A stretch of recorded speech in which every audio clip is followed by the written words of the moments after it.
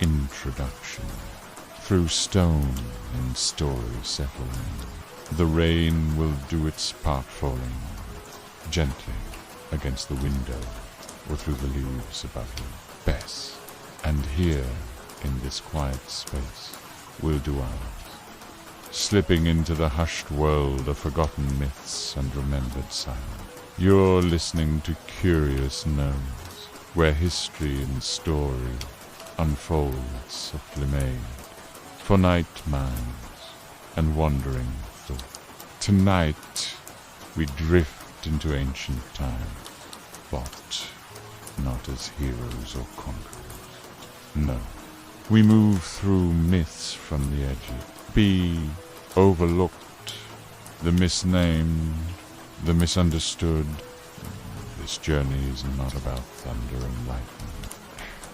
It's not about epic battles or mighty quests. It's about pauses, about gazes, about how stories are shaped and begin with a woman turned to stone by time, then explored a prophet no one heard, an empire that left behind only circles of gold, and finally a palace where art and power danced in silence. Let your thoughts slow, let the rain fall, plan, and let's begin with Medusa. Segment 1. What if Medusa was just misunderstood? Imagine yourself walking through an ancient temple called stone beneath your feet, light filtering down through slits in the ceiling. You're alone, but you feel watched. Not with menace, just ... presence. She was once here, before the snakes, before the fear. A woman, a priestess, not a monster, not yet. We know her name, Medusa. Names can shift. Over time, stories harden, like marble statues left in the rain. Before the myth became monstrous, Medusa was sacred.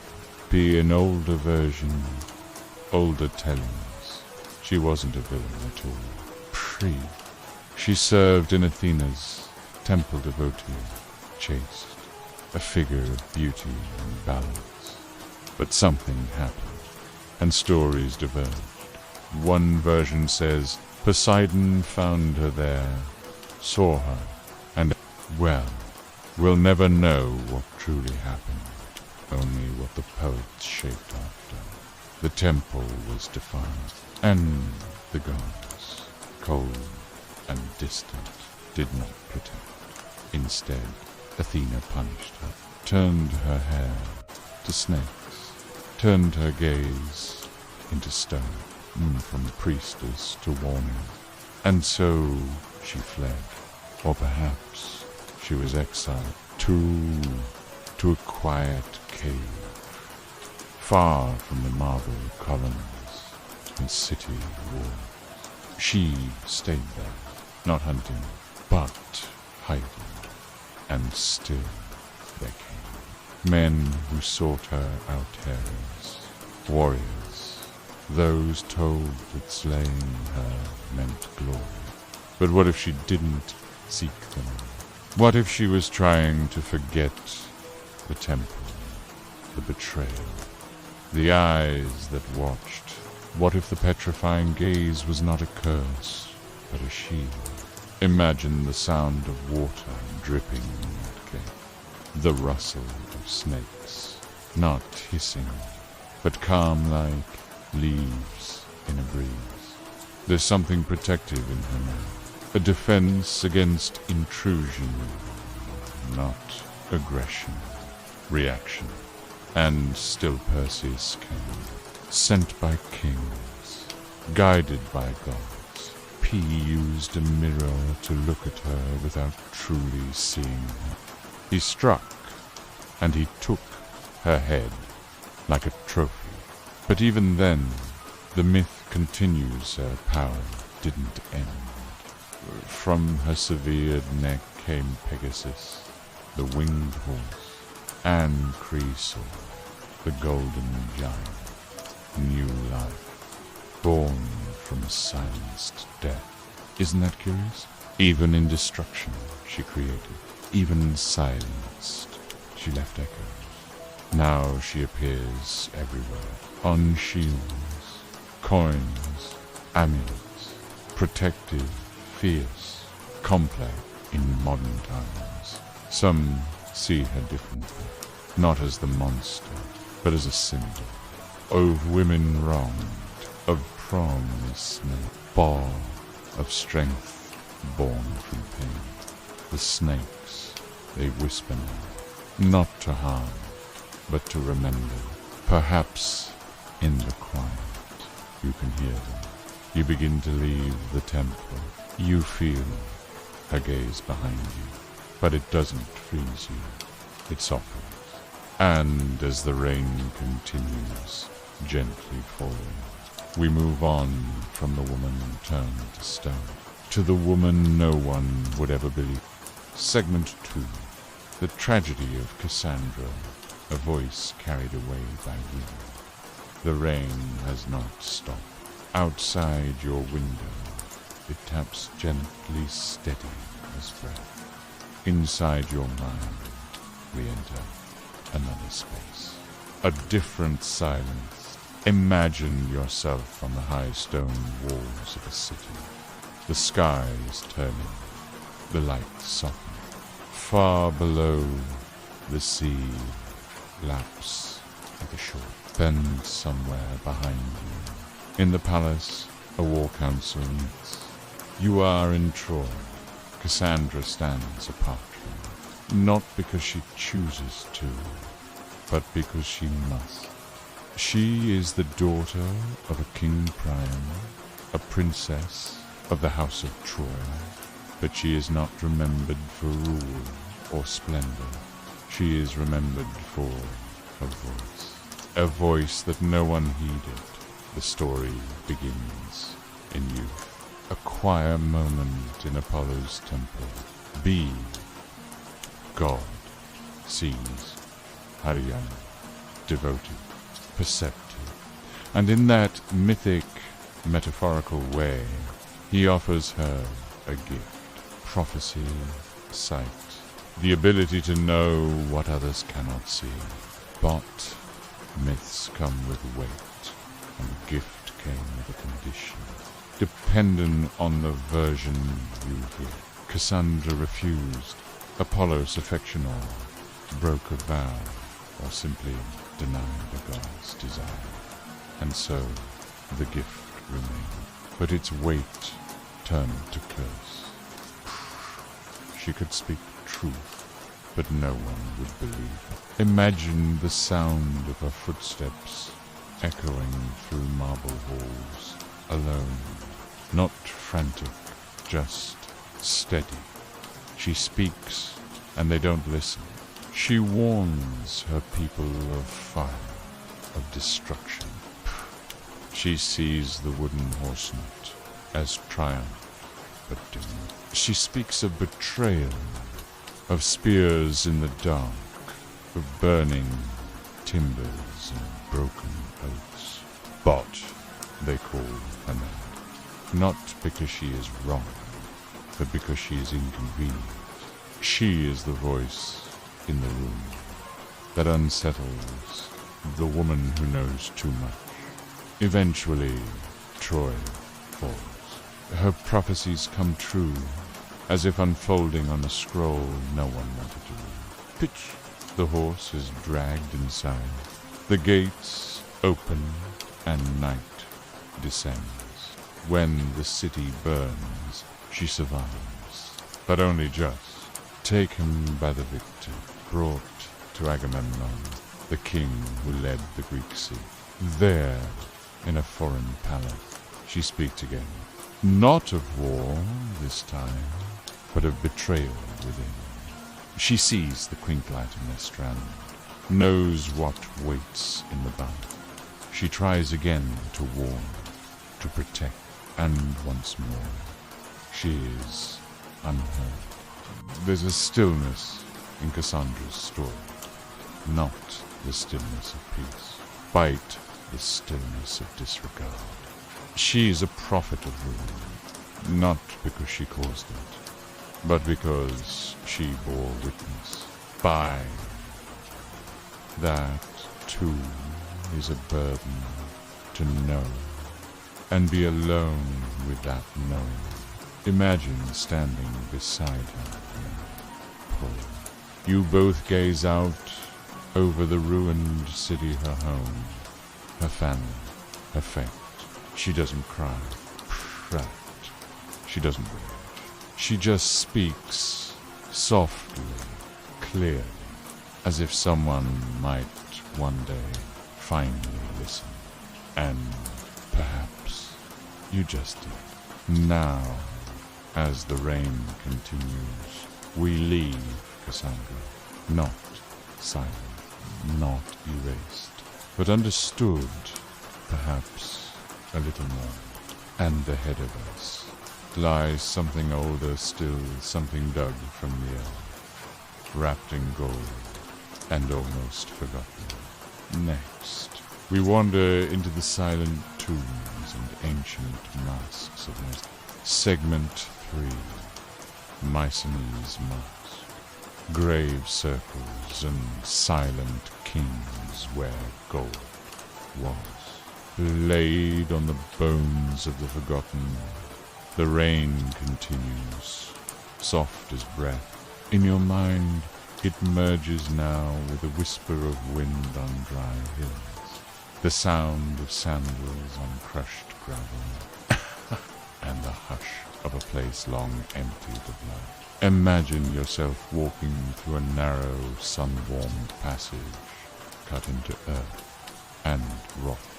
The air grows still, not cold. Before you, a great circular doorway, open-arched and ancient.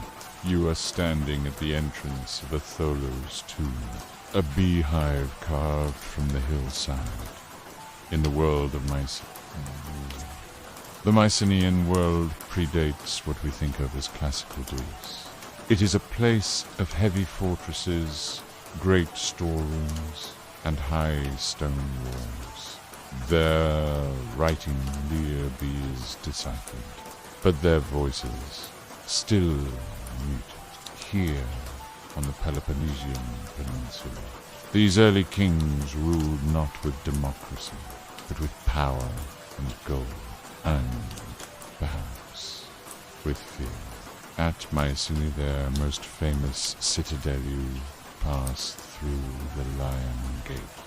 Two massive beasts carved into stone, guarding nothing but memory. Their paws rest above a column, their eyes long gone. Inside the walls, a quiet sense of order once governed daily life. Courtyards, hearths, storage jars for oil and grain. But deeper down, closer to earth and to time itself, are the grave circles. In 1876, Heinrich Schliemann, archaeologist of more enthusiasm than caution, believed he had found the grave of Agamemnon. He hadn't, but what he did find was stunning. Golden death masks, shaped to resemble the faces of the dead. Thin, hammered sheets of metal, placed over bone, eyes closed, mouths sealed, expressions still. Bar among them, the so-called mask of Agamemnon, a regal face with a long, sharp nose, a thin moustache, its expression peaceful, stern, or perhaps unknowable. Imagine looking into that face, now, not as a conqueror of Troy, but simply a man buried by his people. one of many, one among centuries. What kind of life ended beneath that mask? Goodbye. The Mycenaeans left little in the way of personal stories, no detailed biographies, no emotional letters, perned, only goods, swords with golden hilts, cups and bowls, precious stones, a child's toy, carved from ivory. These were people who traded with Minoans, Egyptians, Hittites, and who eventually vanished, not in a single blaze of war, but in what historians call collapse. Be a gentle-sounding word for something massive. The cities emptied, the palaces fell, writing disappeared. It would be hundreds of years before literacy returned to Greece, and yet, even in that quiet, the gold remained. Imagine standing now beneath the curved roof of the treasury of Etrius tomb, as tall as a modern house, built without mortar. The ceiling curves above you like a shell. The light is dim but low. You feel the weight of time, but also its patience. These were people who planned for eternity. Poe, who honored their dead, not with noise, but with permanence. With fire the skies wide and soft. The rain in your real world still falls. But in your mind, it's joined now by birdsong and the rustle of wind through dry grass. We leave the grave circles. We leave the masks, but we take with us something golden. The quiet dignity of the unknown, and the way a name can fade while a story lingers. Next, we'll travel not into tombs or tragedy, but into palaces full of color, dance, and ritual. A gentler world, or perhaps simply a different one. Come now, let's step into the painted halls of Minoan Massive. Segment 4, dancing with the Minoan elite bulls, goddesses, and the grace of Knossos. The sound of rain continues, low and steady.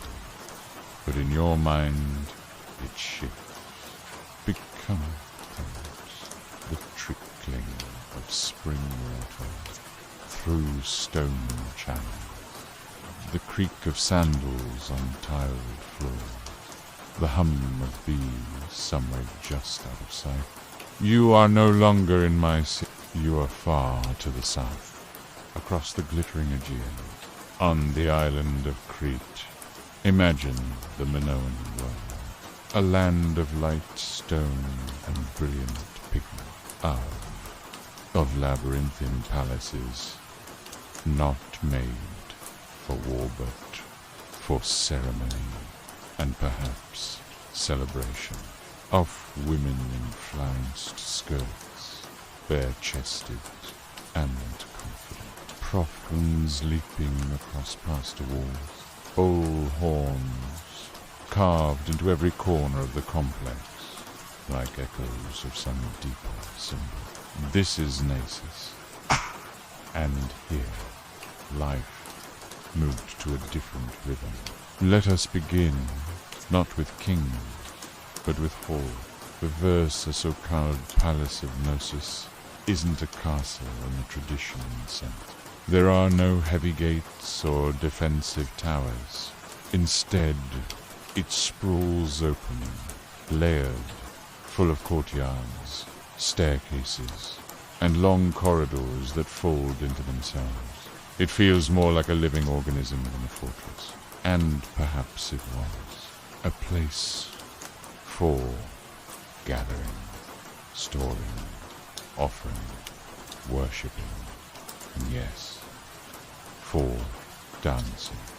Bulls dominate the iconography here, but not in battle. Instead, we see images of acrobats alone, agile figures leaping over charging bulls in a dance of balance and grace. Some scholars call it bullying, others see it as ritual, or perhaps a mixture of all three. In one famous fresco, a bull mid-charge, two young figures grasp its horns, preparing to vault. A third lands behind it, arms wide in triumph or wealth. There is no blood, no spear, only motion. Now picture the grand courtyard, the heart. The stone underfoot is warm. The air is perfumed with burning herbs. Sage, bay, perhaps a trace of saffron. Music plays pipes. Drum, something like a lyre. Rhythmic and spiraling. And there they are, the elite, not stiff or armored, but moving, clothed in patterned linen, adorned in gold, in faience, in beads from far-off lands. There is a queen here, perhaps, or a high priest. It is difficult to tell the difference, and perhaps that is the point. Minoan society may have elevated women to a place rarely seen in the ancient world. I appear prominently in art-leading rituals, gathering saffron, standing unshaken before bulls and altars. Were they worshipped or worshippers? Did they rule or serve? History here is painted, not written. Linear are their script remains undeciphered. Their gods have no names. We know. Only symbols remain. The double axe, the bull, the snake held in open palm. And yet, in the silence of their language, there is still music. There is still color. Imagine yourself now walking past a fresco, a parade of figures in profile, each one carrying gifts, jars of oil, baskets of grain. One bears a rite in a ritual vessel shaped like a lion's head. They walk not in fear, but in offering. At the edge of the palace, stairs lead down into shadow. The walls shift from red to blue. A griffin is painted beside a throne, carved from gypsum. Some call this the throne room. Others see it as a place of ritual space for symbolic kingship, for the divine feminine. It is peaceful here. The stone is cool. The air feels like breath held, then slowly released. Knossos was not eternal. Around 1450 BCE, much of the Minoan world changed, perhaps due to an eruption, perhaps invasion, perhaps something else. Fire left black scars across fresco, and then the Mycenaeans came. They occupied the palace for a time, but the rhythm had changed. The dance had ended. Now, Knossos sleeps beneath layers of earth and interpretation, rebuilt partially by modern hands, its colors restored, its meaning debated by. In this moment, as the rain continues beyond your window, you can still walk its painted halls in the quiet, of your imagination. You can still hear the drum, the flute, the breath of a dancer before the leap. You can still feel the rhythm. And now, with our journey drawing gently to a close, let's drift upward, outward, and return slowly from the depths of ancient ritual to the quiet of now. We'll end this evening where we began, in reflection. In a world not of stone or blood or myth, but of meaning and of sleep. Conclusion reflections in quiet stone. The rain continues soft and steady outside your window or just inside your mind. A quiet rhythm like breath, like memory. Tonight we wandered slowly through time, not as conquerors or historians, but as dreamers, brushing fingers across the edges of forgotten stone. We stood beside Medusa before she was myth, before she was a monster, and we wondered what it meant to be feared, to be silenced, to be transformed. We listened for the voice of Cassandra, shouting truth into the void, a truth no one wanted to hear, but that still deserves to be spoken. We stepped into a grave circled beneath the Mycenaean sky, reading gold masks like lullabies left by the dead, and we danced softly, slowly among the frescoes of Knossos, where bulls did not bleed but leaped, and queens may have ruled through ritual instead of war. All these stories, all these lives woven into the quiet tapestry of sleep, and though they were born of fire, of prophecy, of loss, they come to you tonight not as burdens, but as whispers, as invitations to wonder. History, after all, is not just what happened. It is also what is remembered and how we choose to remember. So now, as your thoughts drift gently like sails untethered, know that there is no need to hold on to every detail. Let them fade like morning mist across olive hills.